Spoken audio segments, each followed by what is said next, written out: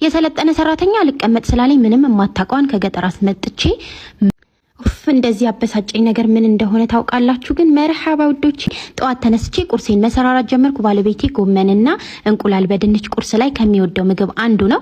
የሰለጠነ ሰራተኛ አልቀመጥ ስላለኝ ምንም የማታውቀዋን ከገጠር አስመጥቼ ምንግባባው በምልክት ቋንቋ ሆኗል። አንዳንዴማ ሂስትሪ ክላስ ትዝ ይለኛል ስለ ባቢሎኖች የተማርነው። ይሄው ስራ እስከ አናቱ ተቀልሎ እሷ ቁጭ ብላ እያየችኝ ነው። ሹካ አምጪ ስላት ማንኪያ፣ ማንኪያ አምጪ ስላት ጫው ነው የምታመጣው።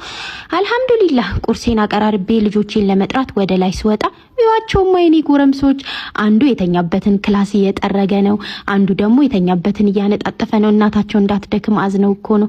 አላህ ያሳድጋችሁ ከአይንና ሲጠብቃችሁ። ልጅ ለሌላችሁም አላህ ልጅ ይወፍቃችሁ። የኔ ጎረምሶች ማሰባቸው ነው ከምንም በላይ ያስደሰተኝ። ቡናችንን ጠጣን። ቡና ቁርስ ከሌለ እንጀራ በበርበሬ ግድ ነው። ቡና ቁርሲን ቀብኔ ዱቢ ቁርጢን ቀብኔ ይላል ወርጂ።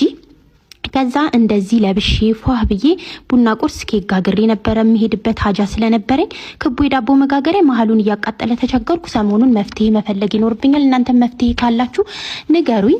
ከሀጃዬ ስመለስ ነጫጭ ልብስ እንዴት እንደሚታጠብ ለሰራተኛ እያሳየኋት ልብሱን ሳሰጣ ገመዱ ተበጠሰ። ሁሌም የምናደደው ወይ ገመድ ይበጠሳል ወይ ልብሱ ላይ የገመድ ምልክት ይይዛል። ባሌ መናደደኝ ሲያይ ከጂኤች ኢንጂነሪንግ ይሄንን ስቴንለስ ስቲል ባለ 5 ፓርቲሽን የሆነ እያንዳንዱ 3 ሜትር አዞ አስገጠመልኝ ባልየው። ሹክረን። እናንተም በፈለጋችሁት መጠንና ሳይዝ ጂኤች ኢንጂነሪንጎች አሳምረው የማይዝግ ብረት የልብስ ማስጫ ይሰሩላችኋል። እግረ መንገዱንም እችን የአበባ መስቂያ ወይም ደግሞ ለበግ ወይ ፍየል ስታርዱ ማንጠልጠያ ይሆናል ብሎ አዘዘልኝ። እሱንም ከታች አካውንታቸውን ሜንሽን አረግላችኋለሁ፣ ስልካቸውንም እጽፍላችኋለሁ። ሁላችሁም ጂኤች ኢንጂነሪንግ ጋር እየሄዳችሁ ይሄንን እቃ ማግኘት ትችላላችሁ። አባብላ ብያችኋለሁ።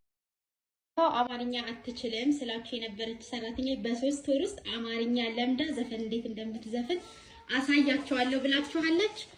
በይላችሁ እስቲ ከኒቤል ባይ ባይ ባይ ዝክሬል ባይ ባይ ባይ ጀፍኔ ምሽካይነሽ ካይነ አንቺ ነው ለሚውደደ ነብር ካይደለ አሳለለ ነብር ካይደለ መተደሙ በመንቴሽ መተለፍሱ ካማንጋራ ዋታሊስ ካማንጋራ Pedesta, Kennevel, bye bye bye, Zikvel, bye bye bye, Jeffine, Mishkani, Anchin.